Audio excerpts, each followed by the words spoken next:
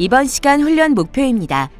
기능대회 과제 10T 압력 용기에 주어진 도면의 용접 기법으로 루트 패스를 시공한다 입니다.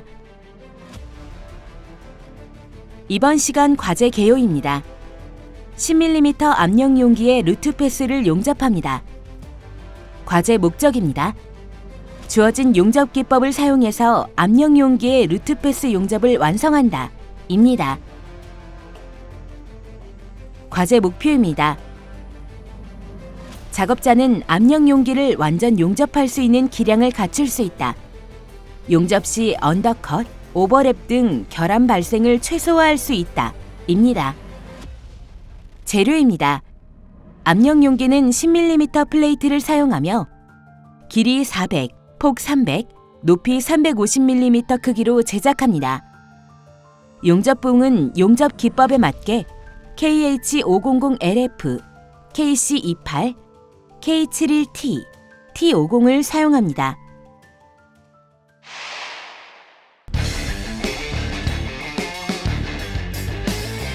과제 주안점입니다. 작업자는 도면에 주어진 기법대로 압력 용기를 용접해야 합니다. 루트 패스를 쌓으며 언더컷, 오버랩, 기공 같은 결함이 발생하지 않도록 작업해야 합니다.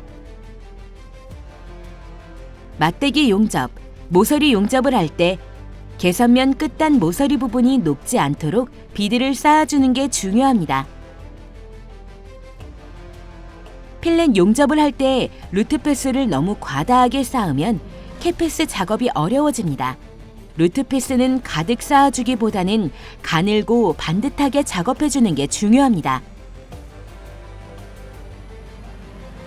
루트 패스의 끝점은 끝점 부분이 보이지 않도록 용접선 쪽으로 나가게 비드를 가득 쌓아주는 게 중요합니다. 모재의 높이보다 루트 패스가 튀어나온 부분은 그라인더 가공을 통해 평평하게 가공해줍니다. 루트 패스 이음부를 연결할 때는 비드 위에서 연결하는 것보다 용접선 위쪽이나 앞쪽에서 아크를 살려 비드와 연결해주면 오버랩이 형성되는 것을 막을 수 있습니다. 파이프 용접을 할 때는 파이프의 곡선을 타고 동그랗게 용접하는 게 중요합니다. 비드 높이는 최대한 얇고 일정하게 쌓아줍니다. 이번 시간 준비물과 공구를 확인해 보세요.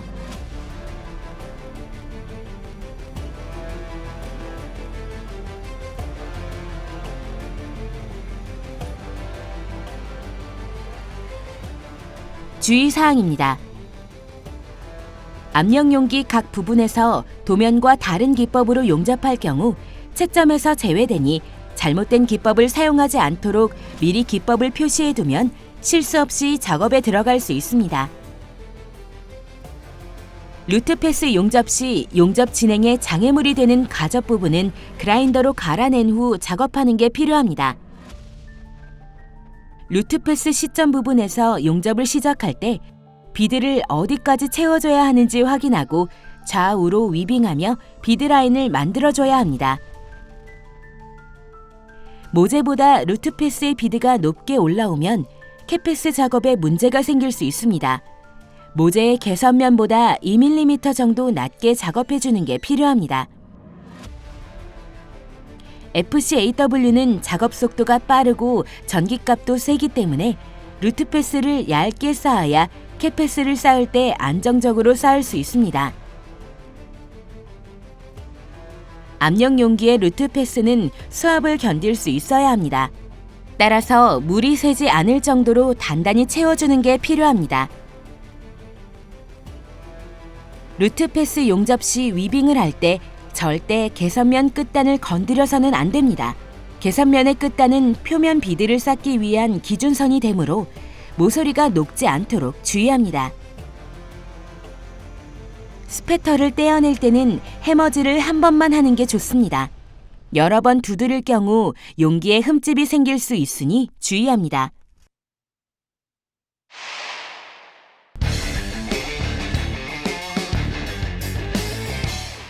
이번 과제의 수행 내용을 살펴보세요.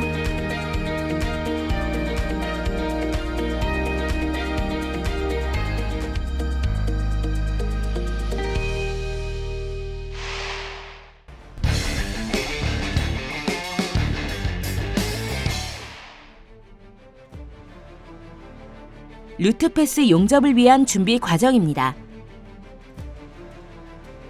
용접 기법 도면을 보며 용기 각 부분에 시공해야 할 용접 기법을 표기합니다. 압력 용기에는 FCAW, GMAW, GTAW, SMAW 총 4가지 용접 기법을 사용해야 합니다. ISO 규정에 따르면 각 기법은 고유의 번호가 부여되어 있습니다. 111은 SMAW 기법을 의미합니다. 135는 GMAW, 141은 GTAW, 마지막 136은 FCAW 기법을 의미합니다. 압력 용기 각 부분에서 도면과 다른 기법으로 용접할 경우 채점에서 제외됩니다. 따라서 잘못된 기법을 사용하지 않도록 미리 기법을 표시해두면 실수 없이 작업에 들어갈 수 있습니다.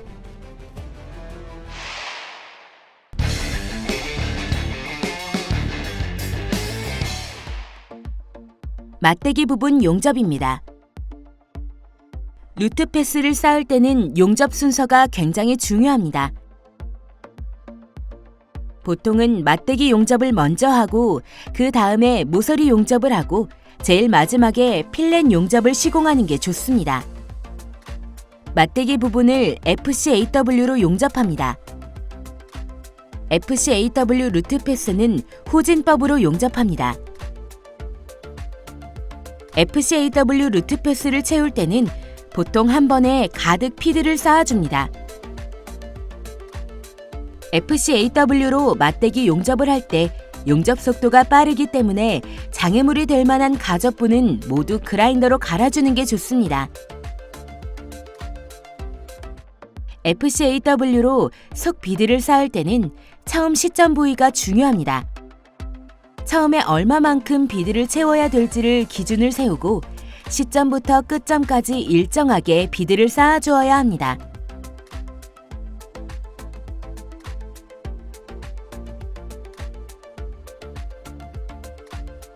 끝점은 두세 번 치핑으로 마무리합니다.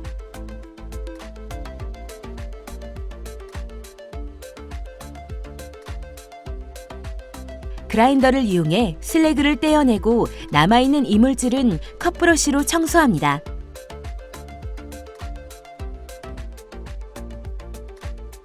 용접부 주변에 붙은 스패터도 일자정과 해머로 제거합니다. 스패터를 떼어낼 때는 해머질을 한 번만 하는 게 좋습니다. 여러 번 두드릴 경우 용기에 흠집이 생길 수 있으니 주의합니다. 수직 맞대기 부분 용접입니다. 135번 GMAW 기법으로 아래에서 위쪽으로 용접합니다. 용접 전 장애물이 될 수 있는 가접부는 그라인더로 가공해줍니다. 압력 용기의 루트패스는 수압을 견딜 수 있어야 합니다. 따라서 물이 새지 않을 정도로 단단히 채워주는 게 필요합니다. 위빙은 지그재그나 반원 모양으로 하고 양끝 모서리에 조금씩 머물면서 끝까지 가득 채워줍니다.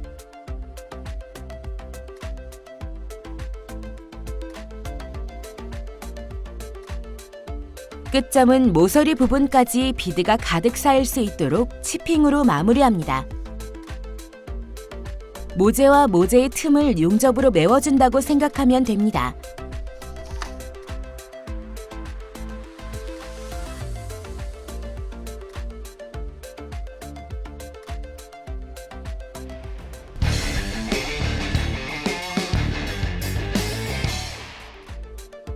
모서리 용접입니다. 모서리 부분은 111번 SMAW로 용접합니다. 이때 사용하는 용접봉은 KH500LF 4mm 용접봉을 사용합니다.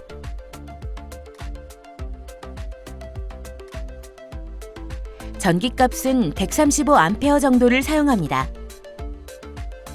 시점에서 아크를 살린 후 용융물을 모서리 라인의 끝선까지 맞춰주고 아크가 완성되면 위빙을 시작합니다. 위빙을 할 때는 보통 삼각형 모양을 그리는 삼각 위빙을 많이 합니다. 삼각 위빙은 삼각형을 그리듯 앞으로 나아갔다가 뒤로 돌아오며 비드 라인을 만들고 다시 앞으로 전진하는 방식입니다. SMAW는 용접봉의 길이가 정해져 있으므로 이음부가 생길 수밖에 없습니다. 용접봉 한 개로 비드를 낼 수 있는 길이가 80에서 100mm 정도입니다. 따라서 용접봉 한 개를 닿았을 때마다 치핑 해머를 이용해 비드 위에 쌓인 슬래그를 제거합니다.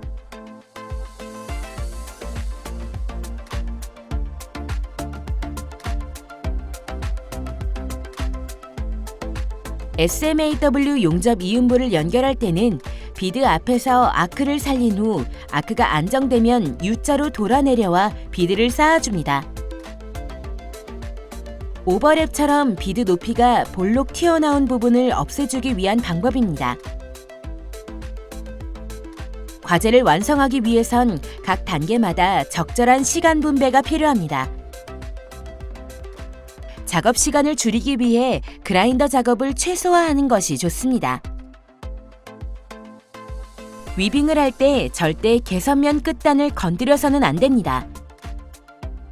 개선면의 끝단은 표면 비드를 쌓기 위한 기준선이 되므로 모서리가 녹지 않도록 주의합니다.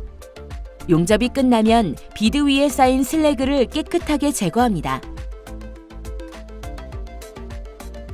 수평 모서리 용접입니다. 111번 SMAW로 루트 패스를 쌓아줍니다. 가접부가 너무 많이 튀어나와 있는 경우 용접 장애물을 없애주기 위해 그라인더로 갈아주는 게 좋습니다.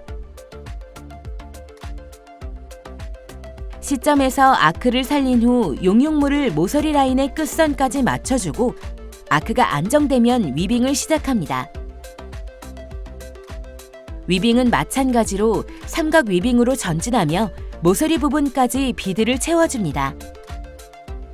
SMAW로 용접할 때는 용접봉의 용융물 바로 앞에 용융 금속이 떨어지지 않을 정도의 키홀이라고 하는 작은 구멍을 만들어 진행합니다.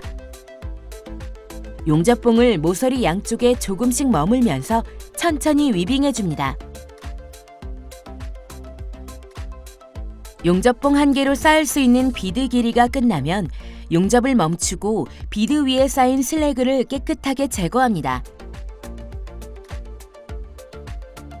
새로운 용접봉을 연결한 후 나머지 부분을 용접합니다. 이음부를 연결할 때는 비드 앞에서 아크를 살린 후 아크가 안정되면 U자로 돌아 내려와 비드를 쌓아줍니다.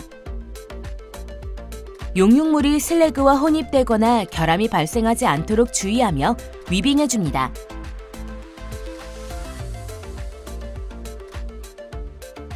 모서리 끝부분까지 비드가 쌓일 수 있도록 하며 끝점을 마무리합니다.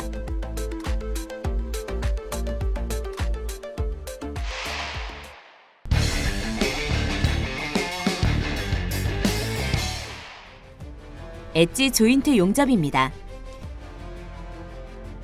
수직 모서리 부분에 엣지 조인트 용접을 합니다. 용접 기법 중 135번 GMAW 기법으로 시공합니다. 튀어나온 가접 부분은 그라인더로 모두 제거하고 작업합니다. GMAW는 용입량이 얕고 민감하기 때문에 사전에 용접부의 피막을 제거해줘야 합니다. 그라인더 가공이 끝나면 컷브러쉬로 남아있는 이물질을 깨끗하게 청소합니다. 처음 시점 부분에서 비드를 어디까지 채워줘야 하는지 확인하고 좌우로 위빙하며 라인을 만들어줍니다. 위빙 방법은 지그재그나 반원 모양으로 하고 위빙 시 양끝 모서리에 조금씩 머물면서 비드를 채워줍니다. 피치는 3에서 4mm 정도로 잡고 용접해줍니다. 위빙을 할 때 모서리 부분이 녹지 않도록 주의합니다. 개선면의 끝단은 키피스 작업 시 기준 라인이 됩니다.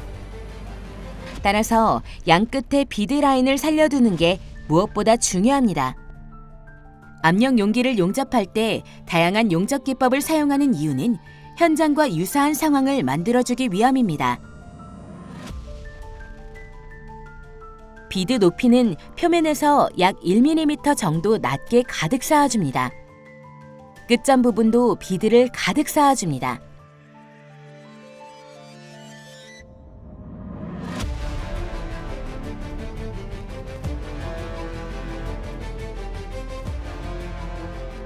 수직 경사의 필렛 용접입니다. 이번에는 136번 FCAW로 용접합니다. FCAW로 필렛 루트 패스를 쌓을 때는 비드를 너무 많이 쌓으면 안 됩니다. FCAW는 작업 속도가 빠르고 전기값도 세기 때문에 루트 패스를 얇게 쌓아야 캣패스를 쌓을 때 안정적으로 쌓을 수 있습니다.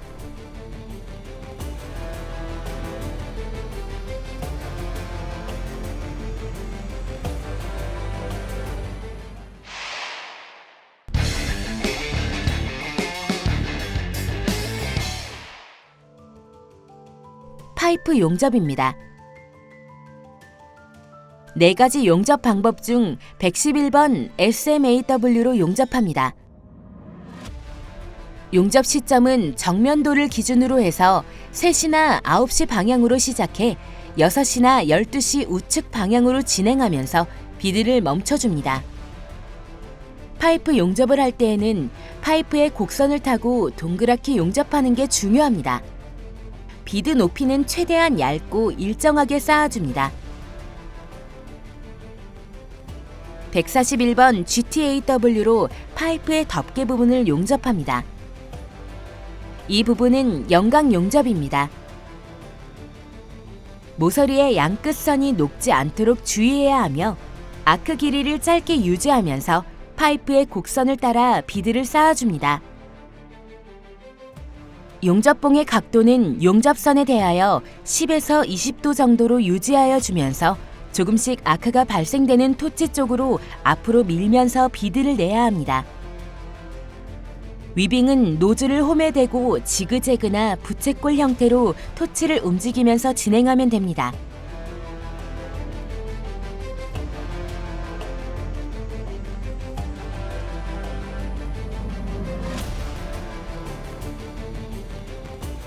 파이프 연결부도 141번 GTAW로 루트 패스를 쌓아줍니다. 파이프 연결 부이므로 이 부분은 맞대기 용접이라 할 수 있습니다. 덮개 부분과 파이프 연결부는 위빙 방법이 조금 다릅니다. 덮개 부분은 지그재그로 토치를 이용하며 위빙을 했다면 파이프 연결부는 토치의 세라믹 노즐이 개선면 끝에서 아장아장 걸어가듯 굉장히 빨리 진행합니다. 파이프 연결부도 개선면이 녹지 않도록 주의해야 하며 용접봉을 일정하게 공급하여 비드 높이가 일정하게 나오도록 쌓아줍니다.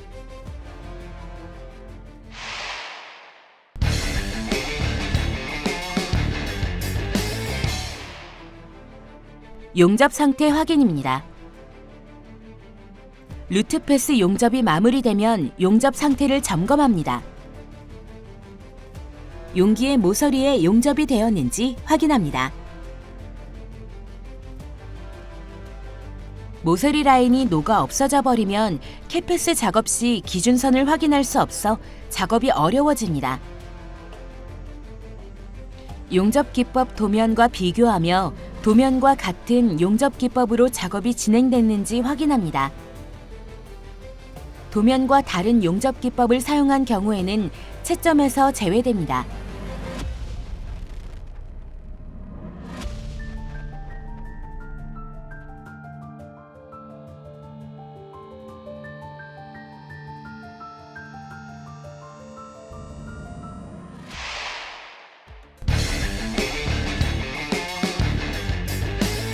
이번 시간 진행한 과제의 핵심 사항을 다시 한번 체크해 보세요.